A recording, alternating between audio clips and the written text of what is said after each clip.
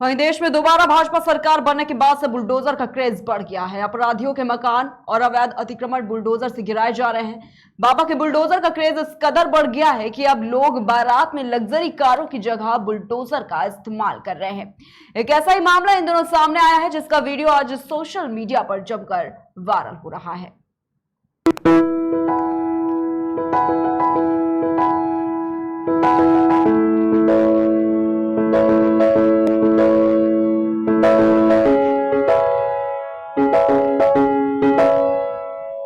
Social media की बात करें तो आए दिन कोई ना कोई वीडियो सोशल मीडिया पर वायरल होता रहता है और ऐसे ही एक वीडियो आज वायरल हो रहा है जिस पर सबकी निगाहें हैं। आपको बता दें कि जिले में बुलडोजर पर सवार होकर बाराती पहुंचे तो उन्हें देखने के लिए भीड़ उमड़ पड़ी। बारातियों से भरा बुलडोजर घरातियों के लिए आकर्षण का केंद्र बन रहा है। दरअसल आला गांव श्रावस्ती निवासी मोहन अपने लड़के की बारात बड़े धूमधाम के साथ बहराइच के लक्ष्मणपुर शंकरपुर निवासी सलीम की लड़की रुबीना के साथ निकाह के लिए डीजे की धुन पर नाचते गाते बारातियों संग बुलडोजर सजाकर पहुंचे। बुलडोजर पर सवार दूल्हे राजा को लेकर जा रही बारात जब शंकरपुर चौराहे पहुंची तो बारात को देखने के लिए मौके पर लोगों की भीड़ जमा हो गई। इस दौरान बुलडोजर पर दूल्हे की बारात को देख मौके पर मौजूद हर किसी की जुबान में बस एक ही नारा गूंजता नजर आया, जय हो बुलडोजर बाबा की। शनिवार को बादशाह की बारात जैसे ही सलीम के दरवाजे पर पहुंची तो लोग अनोखी बारात को देखकर दंग रह गए। बारात को देखने के लिए थाना मचेरा इलाके के लोगों में भीड़ लग गई क्योंकि दूल्हे समेत सभी बाराते एक दो नहीं बल्कि 6 बुलडोजरों पर सवार होकर दुल्हन को लेने आए थे। चौराहे पर बुलडोजर पर सवार दूल्हे और बारातियों को घुमाया गया। बुलडोजर पर बारात लाने को लेकर एक बाराती ने कहा कि पहले हाथी और घोड़ों पर बारात लाने का चलन था, लेकिन इस बार हमने सोचा कि क्यों ना बुलडोजर पर बारात लेकर चला जाए, जिसे लोगों ने भी खूब पसंद किया। दरअसल पिछले कुछ समय से बुलडोजर की भारी डिमांड देखी जा रही है। कहीं अवैध अतिक्रमण के खिलाफ बुलडोजर चल रहा है तो कहीं शादी में बारात ले जाने के लिए इसका इस्तेमाल किया जा रहा है। कई लोगों का कहना है कि समाज में कुछ अलग हटकर सोचने और करने की प्रवृत्ति बढ़ी है और ऐसे में इस वक्त जिस कदर अपराधियों को बुलडोजर का भय दिखाया जा रहा है उसे बुलडोजर का क्रेज बढ़ता गया है। अब आपकी इस नए क्रेज को लेकर राय क्या है, कमेंट के जरिए हमें जरूर बताएं। वहीं अग्निपथ योजना के खिलाफ देश भर में युवा प्रदर्शन कर रहे हैं और इस वजह से कई शहरों और कस्बों में हिंसा की घटनाएं भी दर्ज की गई हैं। अब इन्हीं विरोध प्रदर्शनों के दौरान सामने आया है एक वीडियो सोशल मीडिया पर काफी वायरल हो रहा है। इस वीडियो में एक युवक रोते रोते इस योजना को बंद करने की गुहार लगा रहा है।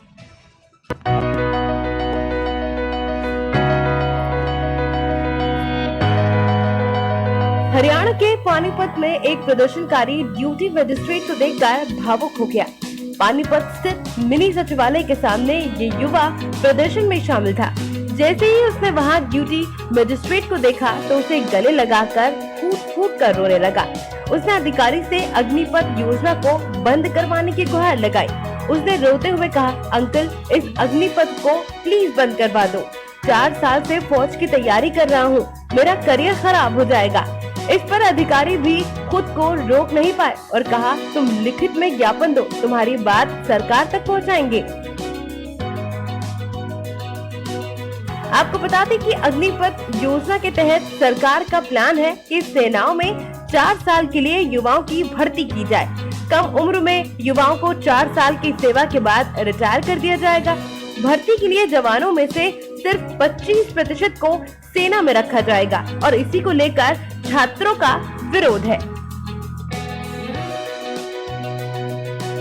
आज सोशल मीडिया पर इस छात्र की वीडियो जमकर वायरल हो रही है।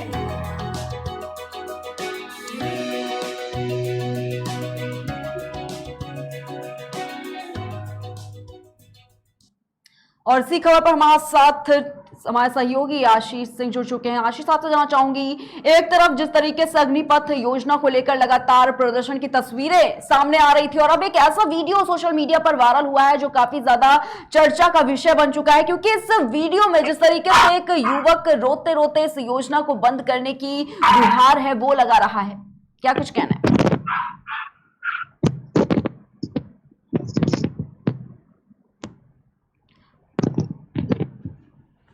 आपको मेरी आवाज मिल पा रही है आशीष जी? जी बिल्कुल प्रिया, आवाज आ रही है आपकी। जी आशीष जी, क्या लगता है, एक तरफ जिस तरीके से अग्निपथ योजना को लेकर लगातार प्रदर्शन की तस्वीरें सामने निकल कर आई, उसके बाद अब एक और वीडियो जो है वो सोशल मीडिया पर जमकर वायरल होता हुआ नजर आया है, जहां पर अब एक युवक जो है वो रोते रोते इस योजना को बंद करने की गुहार लगा रहा है। जी बिल्कुल प्रिया, मैं आपको बता दूं, जिस तरीके से अभी ये वायरल वीडियो सामने आ रहा है कि जिलाधिकारी से एक सेना भर्ती का जो युवक है, युवा है, वो गुहार लगा रहा है कि मैं नौकरी नहीं कर पाऊंगा, मेरे साथ बुरा किया जा रहा है। तो वहीं जिलाधिकारी द्वारा उसको आश्वासन भी दिया गया है कि एक लिखित ज्ञापन दिया जाए जो वो उनकी बातों को सरकार तक पहुंचाएगा। अब इसमें कहीं ना कहीं ये देखा जा सकता है प्रिया कि जो युवा अभी तक धरना प्रदर्शन कर रहे थे, आगजनी कर रहे थे, ट्रेन को जलाया जा रहा था, दुनिया भर का हिंसात्मक घटनाएं की जा रही थी, इसके पीछे कहीं ना कहीं कहा जा सकता है कि जो राष्ट्र विरोधी, देश विरोधी नीतियों को उनके विचारधारा के लोग हैं, उनके उकसाने पर हमारे देश के युवा इस तरीके के कृत्य को जो साहस करने की कोशिश किए हैं। अब इन युवाओं को इस बात का एहसास हो गया है कि ये जो अग्निपथ योजना सरकार द्वारा लाई गई है, ये इनके हित में है। और चारों मतलब अगर ये देखे पूरी तरीके से, जब युवा इस चीज को समझे तो इनको ये पता चल पाए कि अग्निपथ योजना चारों तरफ से, चाहे जिस तरीके से ली जाए, आर्थिक तौर पे, सामाजिक तौर पे, वो बिल्कुल इनके हित में है। जी आशीष जी, बिल्कुल जिस तरीके से भी आपने बात की, लेकिन इसका थोड़ा सा इतिहास भी जानना चाहेंगे, क्योंकि लगातार इस पे भी संशय उठते आए हैं कि ये जो अग्निपथ योजना है इसको एकदम से लागू कर दिया गया, एकदम से इसके बारे में चर्चा की गई, इसके बारे में थोड़ा जानकारी लेना चाहूंगी। जी आशीष। बिल्कुल प्रिया, मैं बता दूं, ये एकदम से लागू नहीं हुआ। ये आज से करीब 2 साल पहले सेना की भर्ती के लिए ये अग्निपथ योजना को लेकर देश विरोध में प्रदर्शन चल रहा है, इसकी तैयारी लगभग 2 साल पहले हुई। बता दें कि रक्षा मंत्रालय के अधीनस्थ डिपार्टमेंट ऑफ मिलिट्री अफेयर्स ने सरकार की इस महत्वाकांक्षी जो अग्निपथ योजना है इसको तैयार की थी। लेकिन अग्निपथ योजना की शुरुआत जो है ये टूर ऑफ ड्यूटी यानी कि टीओडी प्लान से हुई थी, और टीओडी स्कीम पहले सेना में अफसर रैंक के लिए हुआ करती थी, लेकिन इसको अब डिपार्टमेंट ऑफ मिलिट्री अफेयर्स ने अब काम करना शुरू कर दिया और ये टूर ऑफ ड्यूटी नौजवानों के लिए भी लागू किया जाएगा।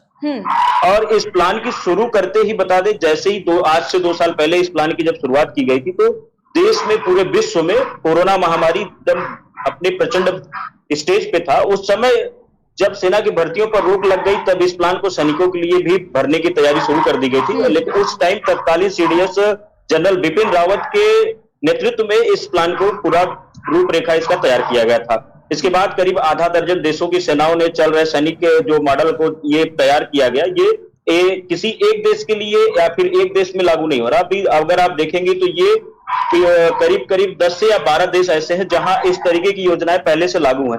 उनके नियम, कायदे, कानून को देखते हुए इस योजना की पूरी रूपरेखा को तैयार किया गया था।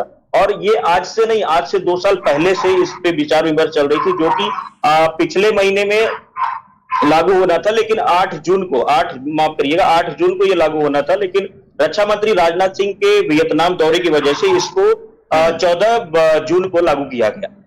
ठीक है आशीष जी, लेकिन इसको लेकर और भी चीजें जानना चाहूंगी, क्योंकि जिस तरीके से बात कही जा रही थी, जो युवा लगातार प्रदर्शन कर रहे थे, उनका भी यही कहीं ना कहीं कहना था कि ये जो 4 साल की नौकरी है उसके बाद का जो उनका भविष्य है वो क्या होगा, क्या वो फिर से बेरोजगार हो जाएंगे। इसको लेकर भी बहुत सारे जो संशय हैं वो कहीं ना कहीं छात्रों के मन में उठ रहे हैं, और लगातार ये भी बात सामने आई है कि जो प्रदर्शन करने की वजह है वो भी कहीं ना कहीं यही है कि 4 साल के बाद जो उनका भविष्य है वो आखिर क्या होगा।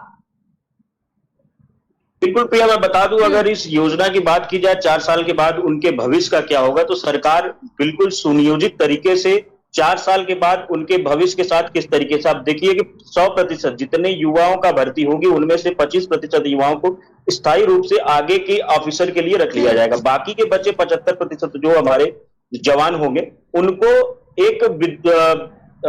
जब वो रिटायर होंगे उस समय उनको जो है लगभग 11,71,000 रुपए पेंशन तो नहीं दी जाएगी, लेकिन रिटायरमेंट पैकेज जो होता है वो उनको 11,71,000 रुपए दिए जाएंगे। अब 4 साल, अगर 4 साल तक जब वो नौकरी करेंगे तो नौकरी के दरमियान जब उनकी 4 साल की नौकरी पूरी हो जाएगी तो उस समय तक उनके पास 11,72,160 रुपए उनकी कमाई हुई आमदनी रहेगी। मिला जुला के 4 साल के इस नौकरी या फिर आप इसको सेवा भाव या देशभक्ति की दृष्टि से देख लीजिए तो एक नौजवान जो 24 से 25 साल में देश को अपनी सेवा अपने जीवन का 4 साल देने के बाद उसके पास अपनी पूंजी लगभग 24 से 25 लाख रुपए तक की हो जाएगी, जो कि आज के अमूमन जीवन में देखा जाए तो कोई भी नौजवान युवक 24, 25, 26 साल की उम्र में 25 से 26 लाख रुपए इकट्ठा नहीं कर पाएगा। तो अगर इसको आप एक इस दृष्टि से देखें कि 24, 25, 26 साल के एक युवा के पास 26 लाख रुपए लगभग 20 लाख रुपए की पूंजी अगर तैयार हो जाती तो वो कहीं ना कहीं एक व्यापार कर सकता है, अच्छा खासा व्यापार कर सकता है और अपना जीवन यापन कर सकता है। इसके अलावा सरकार द्वारा उनको व्यापार करने के लिए जो लोन होगा वो दिया जाएगा और भी कई तरीके की चीजें रहेंगी, जैसे कि उत्तर प्रदेश सरकार हो गया, मध्य प्रदेश सरकार हो गया, छत्तीसगढ़ सरकार, ये अपने उत्तर प्रदेश जैसे यूपी पुलिस की जो भर्तियां होंगी इनमें भी इन अग्निवीरों को प्राथमिकताएं दी जाएंगी। जी ठीक है आशीष जी, ये भी जानना चाहूंगी कि जो लगातार भ्रांतियां भी इसमें सामने निकल कर आ रही हैं, अफवाहें फैलाई जा रही है, जो मामला ये बताना चाहूंगी कि अग्निवीरों से सशस्त्र बलों की जो क्षमता होगी वो भी प्रभावित होगी, इस तरह की कई ऐसे सवाल है वो भी लोगों के मन में उठ रहे हैं, इस पर क्या जवाब देना चाहेंगे? जी बिल्कुल प्रिया, बता दें कि जो अफवाहें समाज में फैलाई जा रही हैं कि अग्निवीर जो एक युवा होगा, कम उम्र का होगा, वो अगर सेना में जाता है तो वहां वो एक अनुशासनहीनता उसके अंदर होगी, बिल्कुल अगर कहा जाए तो सिरे से मैं इसको खारिज करता हूं, क्योंकि एक जवान और एक सिपाही, एक सैनिक जिसके अंदर एक देशभक्ति, राष्ट्रभक्ति की भावना होती है, अगर वो सेना ज्वाइन करेगा तो वो कहीं से भी अनुशासनहीनता को फॉलो नहीं कर सकता।